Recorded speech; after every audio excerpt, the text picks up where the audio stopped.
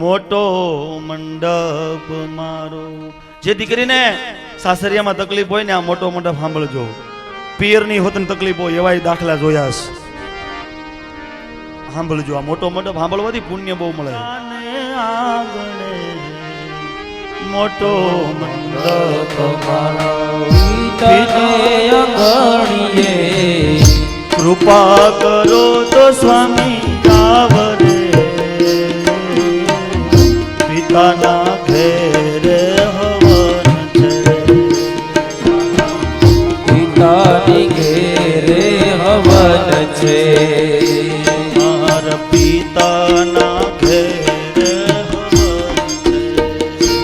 મારા પિતાને ઘેરે છે. વેદ વિધાનથી હવન થાય. વેદ વિધાનથી સ્વાહાની ગોર સંભળાય રે પિતાના ઘેરે હવન છે.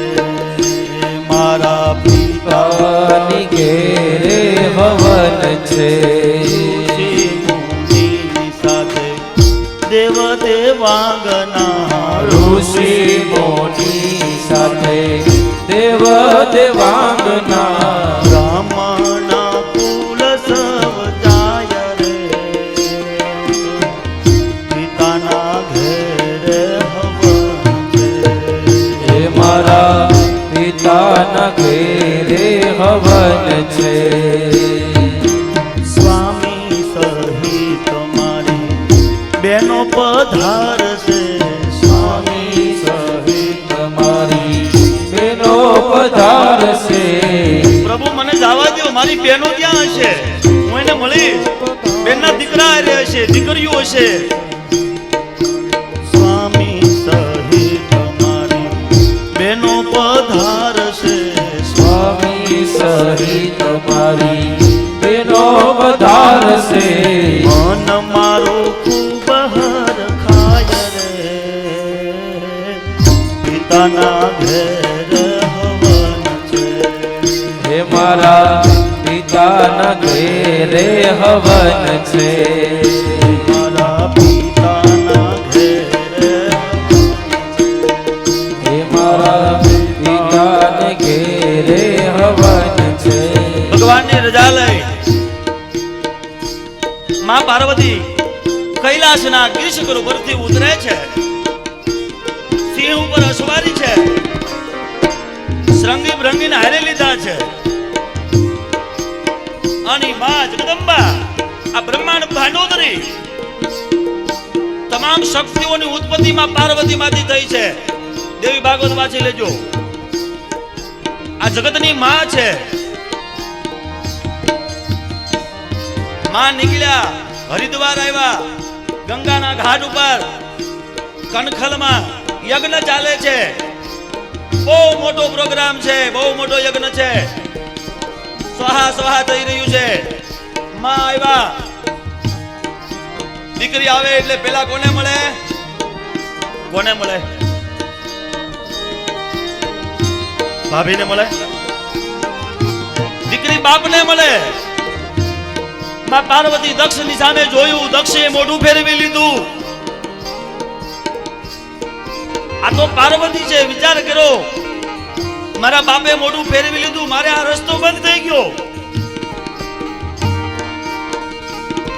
બેની મરે 10 જાય.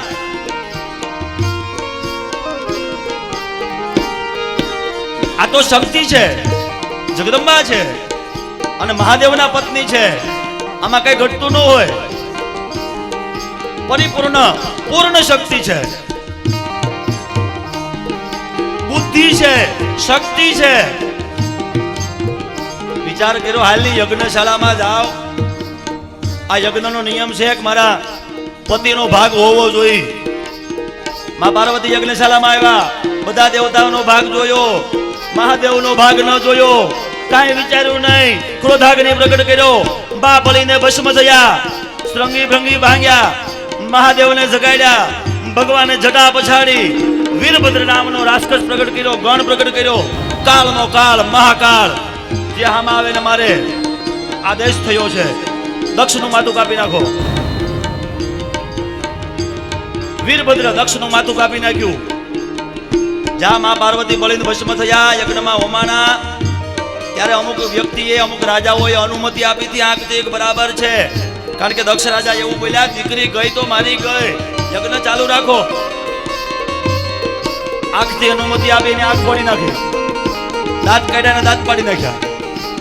દાદા બટા જટી બોલાવી.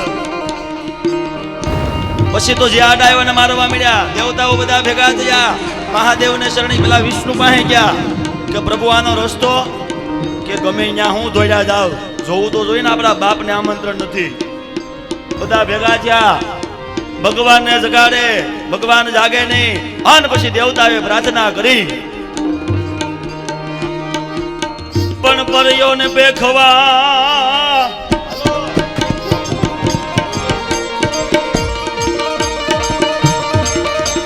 પરયોને બેખવાનું જેવું કઈક તોટું દીએ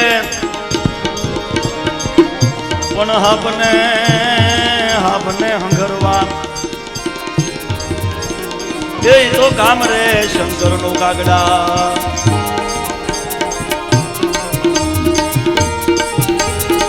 તાંડવ ગાયું રાવણે લખ્યું છે જટાટ વિટ કલજ વલ્લભ પ્રવાહ પાવિત સજ ફલે ગલે વલ્લભ વલ્લભ વિદમ. કવિ કાગે લખ્યું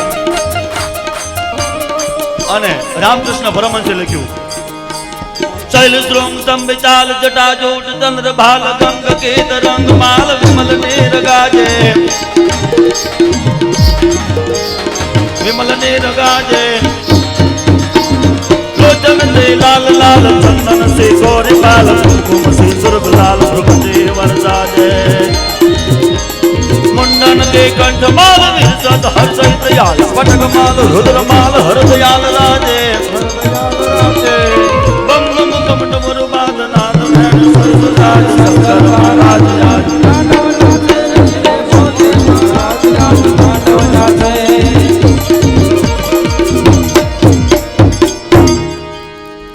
તાંડવ ગાવો પણ આપણે સમય નથી.